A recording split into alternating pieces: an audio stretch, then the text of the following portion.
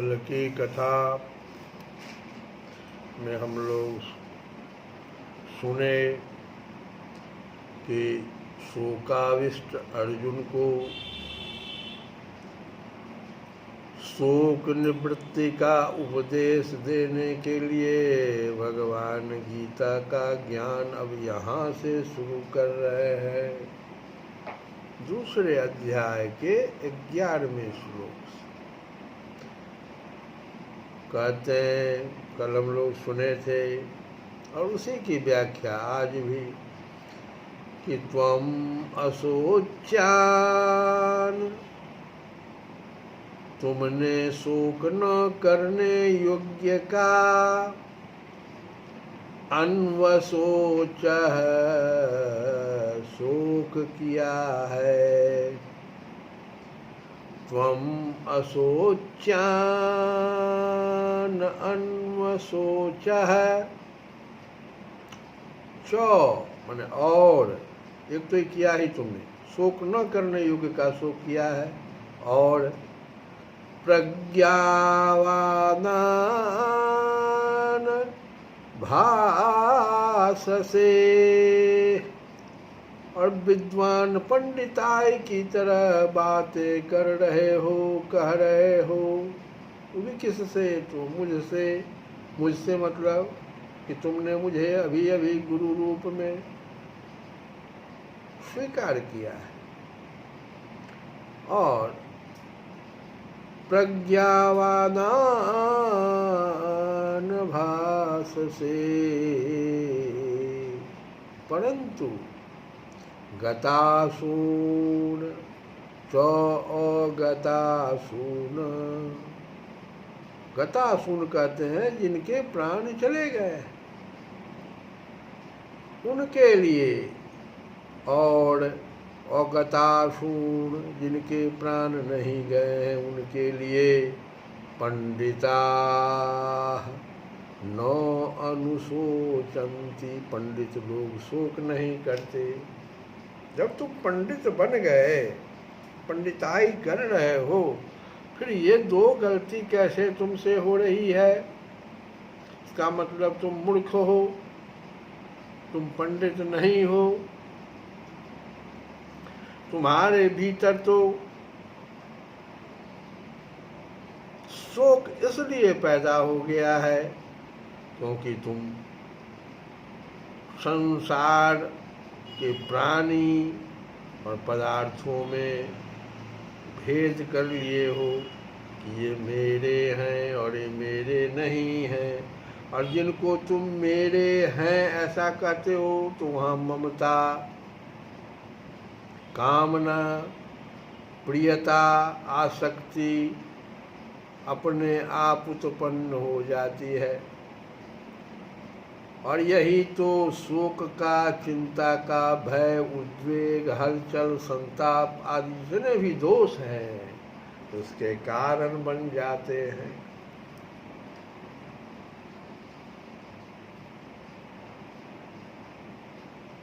कल हम लोग यह भी सुने कि जो यह ममता है वह अर्जुन के ममता में और धृतराष्ट्र के ममता में अंतर है। धृतराष्ट्र तो अपने दो में ही अलग अलग कर लिया, पुत्रों में ममता कर लिया और पांडव के पुत्रों में उसको कोई ममता नहीं है। लेकिन अर्जुन के साथ ऐसी बात नहीं है, वह सब पूरे दोनों को स्वजन कहता है।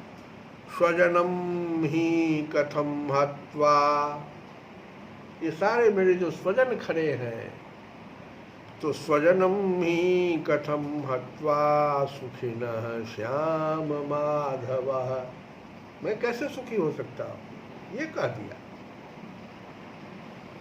इसकी जो ममता है वो दोनों के लिए है। लेकिन ठीक है,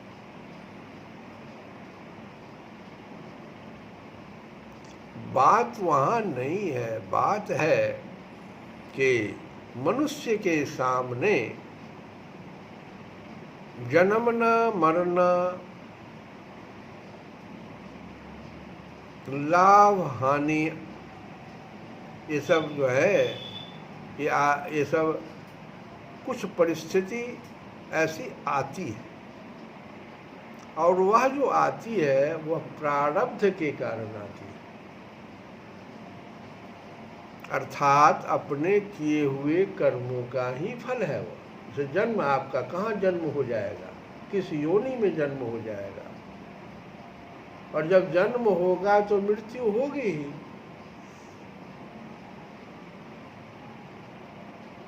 उस अनुकूल प्रतिकूल परिस्थिति को लेकर शोक करना, सुखी दुखी होना, क्योंकि यह तो प्रारब्ध का फल है, कर्म का फल है, ये तो आएगा ही। आपके सोचने से इसमें कहीं परिवर्तन नहीं होना है।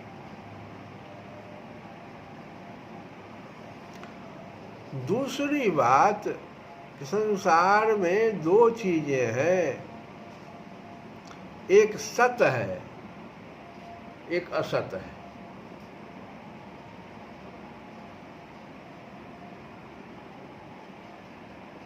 एक शरीरी है और एक शरीर है। शरीर के भीतर जो विराजमान है, जिससे यह शरीर कार्य कर रहा है, वो शरीरी है।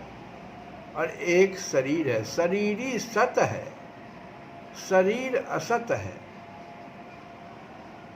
शरीरी अविनाशी है, शरीर विनाशी है, और ये दोनों ही अशोच्य हैं। इन दोनों के लिए आप शोक क्या कीजिएगा? अब इसको समझिए, अविनाशी का कभी विनाश होता ही नहीं है, तो आप क्यों शोक कर रहे हैं? अगर आपके पास दो चीज है, एक शरीरी है और एक शरीर है, एक का विनाश नहीं हो सकता, एक जो है मननशील है, उसमें परिवर्तन होते रहेगा, मृत्यु तक जाएगा, जन्म से मृत्यु तक जाएगा। जिन 5 भौतिक चीजों से बना है ये शरीर, उसमें वो विलीन हो जाएगा। वो ऋण रूप में हमने लिया है किसी कार्य को करने के लिए, भगवान से प्रार्थना करके ये मानव शरीर मिला है। और ये दोनों ही अशोच्य हैं, क्योंकि अविनाशी का कभी विनाश नहीं होता, इसीलिए उसके लिए शोक करना बनता ही नहीं है। और विनाशी का विनाश होता ही है, वह एक क्षण भी अस्थायी रूप से नहीं रहता, इसलिए उसके लिए भी शोक करना नहीं बनता। एक क्षण भी अस्थायी रूप से वह नहीं रह रहा है, प्रत्येक क्षण उसमें विनाश हो रहा है, जो आप नहीं देख रहे हैं। इसलिए उसके लिए भी शोक करना नहीं बनता। तो शोक करना न तो शरीरी को लेकर बनता है और न शरीर को लेकर ही बनता है। शोक में तो केवल मूर्खता ही कारण बनता है। अगर अर्जुन कह रहा है कि मुझे मैं शोकग्रस्त हो गया हूँ, तो ये तो यहाँ पर ये मूर्खता ही कारण भगवान को दिखाई पड़ रहा है।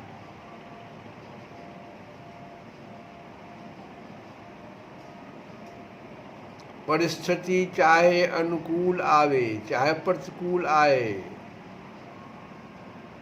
उसका आरंभ और अंत होता है, क्योंकि वह परिस्थिति पहले भी नहीं थी और जब वो अंत में भी नहीं रहेगी। जो परिस्थिति आदि में और अंत में नहीं होती, वो हम बीच में मध्य में कैसे रह सकती है? अगर अस्थाई होती तो मिटती कैसे, और मिटती है तो अस्थाई कैसे?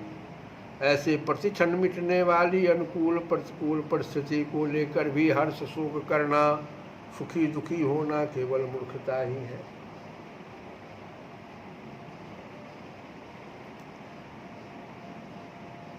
भगवान कहते हैं कि पंडिताई तो तुम कर रहे हो, प्रज्ञावादांशभाषसे, प्रज्ञावादांशभाषसे विद्युता, पंडिताई की बातें कह रहे हो, एक तरफ बघार रहे हो बातें और दूसरी तरफ शोक भी कर रहे हो। ये तो केवल बात बनाना हुआ, वास्तव में तो पंडित नहीं है, क्योंकि जो पंडित होते हैं वो किसी के लिए भी कभी शोक नहीं करते। अब आगे देखिए, कुल का नाश होने से, वो कह रहा था जो कुल का नाश होने से कुल धर्म नष्ट हो जाएगा, धर्म के नष्ट होने से स्त्रियां दूषित हो जाएगी, जिससे वर्णशंकर पैदा होगा। वह वर्णशंकर कुल घातियों को और उनके कुल को नरकों में ले जाने वाला होगा। पिंड और पानी न मिलने से उनके पितरों का भी पतन हो जाएगा। ये सब तुम्हारी पंडिताई की बातों से भी यही सिद्ध होता है कि शरीर नाशवान है और शरीर ही अविनाशी है। क्योंकि जिसके लिए तुम पिंड और जल की क्रिया करते हो वो तो अविनाशी हो गया। अगर अविनाशी न होता तो कुलघाती और कुल के नरकों में जाने का भय नहीं होता, पितरों का पतन होने की चिंता नहीं होती। अगर तुझे कुल की और पितरों की चिंता होती है, उनका पतन होने का भय होता है, तो इससे सिद्ध होता है कि शरीर नाशवान है और उसमें रहने वाला जो शरीरी है वो नित्य है। अतः शरीरों के नाश को लेकर तेरा शोक करना अनुचित है। अब एक चीज और कहते हैं कि गताशून अगताशून, सबके पिंड प्राण का वियोग अवश्यंभावी है। पिंड और प्राण दोनों मिल करके एक जगह है, लेकिन इसका वियोग होना अवश्यंभावी है। उनमें से किसी के पिंड प्राण का वियोग हो गया है और किसी का होने वाला है, अतः उनके लिए शोक नहीं करना चाहिए। तुमने जो शोक किया है यह तुम्हारी गलती है। जो मर गए हैं उनके लिए शोक करना तो महान गलती है, कारण कि मरे हुए प्राणियों के लिए शोक करने से उन प्राणियों को दुख भोगना पड़ता है।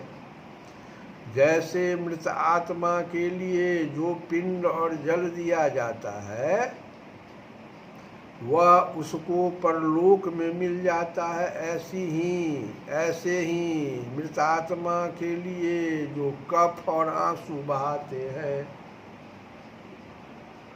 वे मृत आत्मा को परवश होकर, अपने बस में न होकर के परवश होकर वो कफ और पित्त वायु आंसू सब उसको खाने पीने पड़ते हैं। मृत आत्मा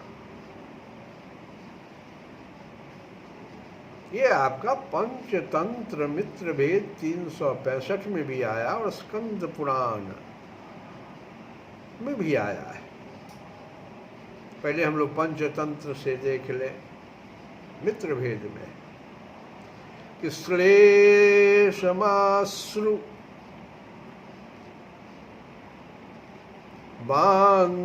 बांधवैर्मुक्तम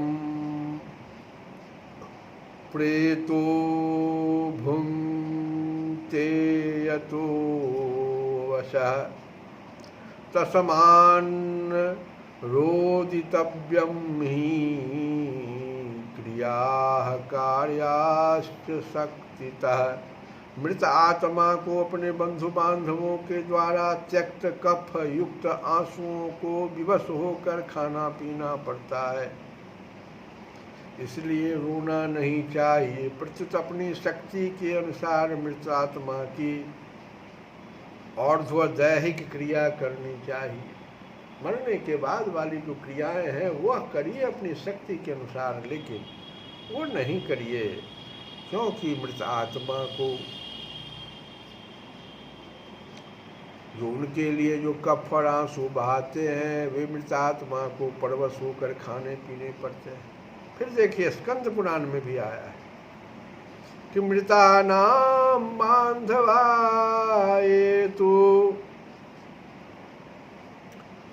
मुश्चन्त्यश्रूणि भूतले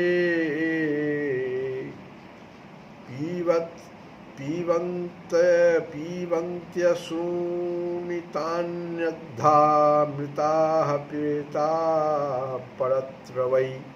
मृतात्मा के बंधु बांधव भूतल पर जिन आंसुओं का त्याग करते हैं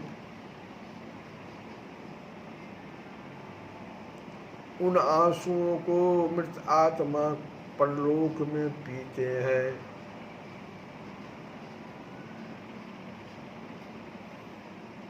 इसलिए भगवान कह रहे हैं अर्जुन से कि देखो अर्जुन, तुम यह गलती तो कर रहे, तरफ पंडिताई प्रज्ञावादान भाष से, एक तरफ तो पंडिताई कर रहे हो, भाषा तो बोल रहे हो, कुल के नाश वगैरह की भी बात तुम्ही ने किया, वर्ण संकर वगैरह की बात भी तुम्ही ने किया, और शोक जो कर रहे हो, ये जो बैठ गए हो, अश्रु बहा रहे हो, किसको तुम नुकसान कर रहे हो? जो गतासून है, जो चले गए हैं, उनके लिए अगर कर रहे हो, जो मर गए हैं, तो फिर गलती तुम कर रहे हो, क्योंकि तुम्हारे सारे ये कफ आंसू उनको पीने पड़ेंगे। जो अभी जी रहे हैं उनके लिए भी शोक नहीं करना चाहिए, उनका तो पालन पोषण करना चाहिए, प्रबंध करना चाहिए। उनकी क्या दशा होगी, उनका भरण पोषण कैसे होगा, उनकी सहायता कौन करेगा, आदि चिंता शोक कभी नहीं करने चाहिए, क्योंकि चिंता शोक करने से कोई लाभ नहीं है। आप इतना ही कर सकते हैं कि उनका पालन पोषण कीजिए, आप कर्तव्य कर्म कीजिए, बस इतना ही।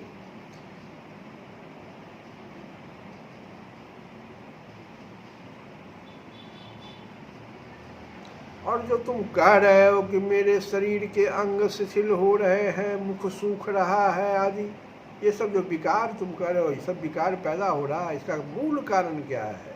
इसका मूल कारण है शरीर के साथ तुमने ममता, एकता बना लिया है। कारण कि शरीरों के साथ एकता मानने से ही शरीर का पालन पोषण करने वालों के साथ अपनापन हो जाता है, और उस अपनेपन के कारण ही कुटुंबियों के मरने की आशंका से अर्जुन के मन में चिंता शोक हो रहा है, तथा चिंता शोक से ही अर्जुन के शरीर में ये सब विकार भी प्रकट हो रहा है।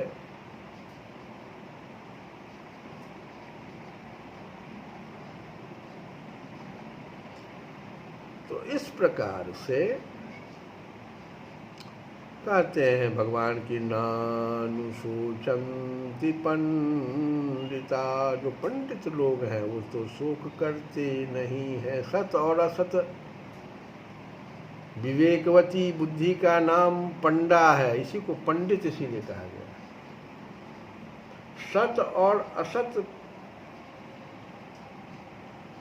विवेकवती बुद्धि, जो सत और असत को पहचान ले, ये विवेकवती बुद्धि, ऐसी बुद्धि जिसमें विवेक है, इसी को पंडा कहा गया है। और वह पंडा जिनकी विकसित हो गई है, जिसको सत असत का स्पष्टतया विवेक हो गया है, वे ही पंडित कहलाते हैं। अब पंडित को आप लोग समझिए, हम लोग बराबर पंडित को, पंडित शब्द का बड़ा प्रयोग करते हैं, लेकिन वास्तव में आज बड़ा ही स्पष्ट रूप से भगवान समझा रहे अर्जुन को कि पंडित शब्द आया कहाँ से। सब ये बुद्धि जो है, ये बुद्धि जब विवेकवती हो जाती है। ये बुद्धि विवेकवती कब होती है? जब सत और असत में, जैसे शरीर और शरीरी में स्पष्ट भेद उसको दिखाई पड़ रहा है, वो पंडा कहलाता है। ये ऐसी बुद्धि को पंडा कहते हैं।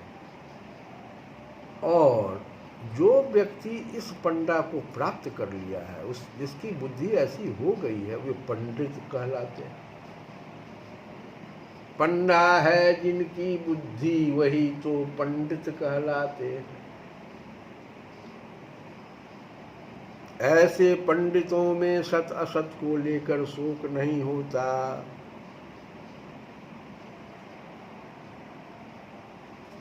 तो हम लोग इसको खूब अच्छी तरह से भगवान जो कहना चाहते हैं, गीता शुरू हुआ है तो हम लोग उसको समझे हैं आज। और कल वाली जो भजन भगवान तुलसी बाबा का जो भजन है, आज उसी को पुनः गाएंगे, क्योंकि बहुत सुंदर भजन है वो।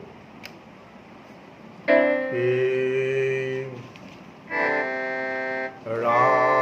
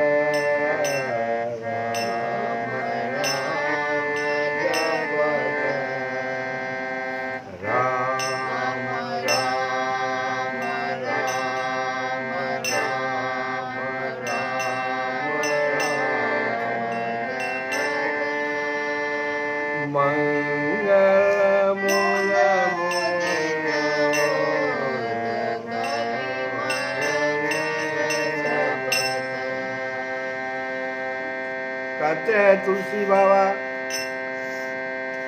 कि राम नाम के जब से कल्याण और आनंद का उदय होता है, कलयुग के पाप छल छिद्र छिप जाते हैं।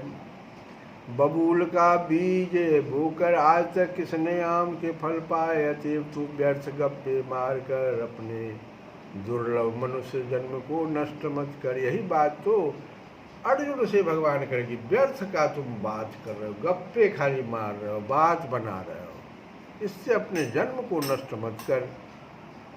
गप्पों का फल तो दुर्गति होगा, इसलिए राम नाम जप इसी में कल्याण है। काल कर्म गुण ये सब जो है सत्व रज और तम और स्वभाव, काल कर्म गुण जो है ये सत्व रज और तम है, और स्वभाव ये सभी के सिरों पर तप रहे हैं, अर्थात इनके प्रभाव से सभी को दुख भोगना और कर्म करना पड़ता है। परंतु श्री राम नाम की महिमा की चर्चा आरंभ होते ही ये सब दब जाते हैं, इनका कोई प्रभाव नहीं रह जाता, इसलिए राम नाम का जप कर। आगे कहते हैं साधन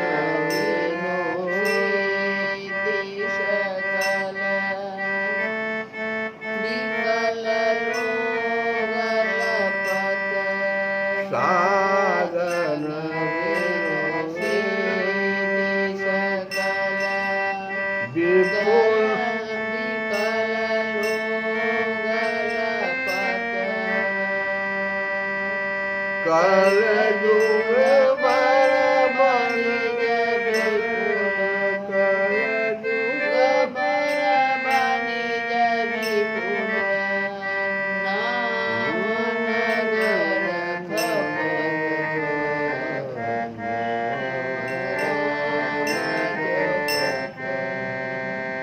राम राम राम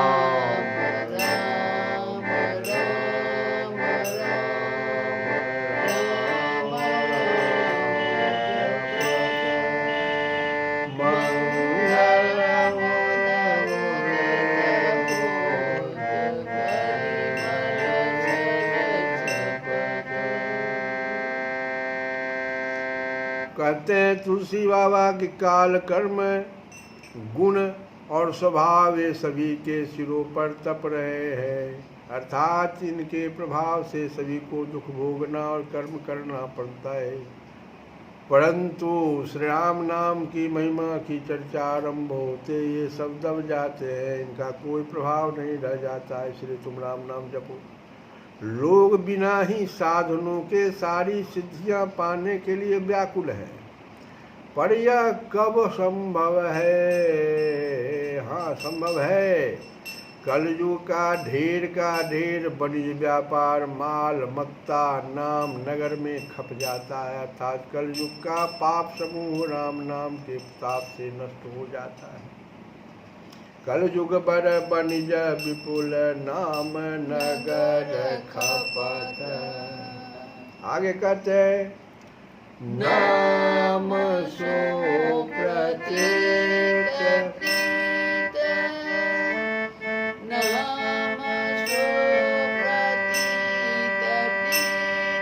नाम सो प्रतीत प्रीत हृदय सुथिर खपत, हृदय सुथिर खपत, पावन किए रावण रिपु, पावन किए रावण रिपु, तुलसी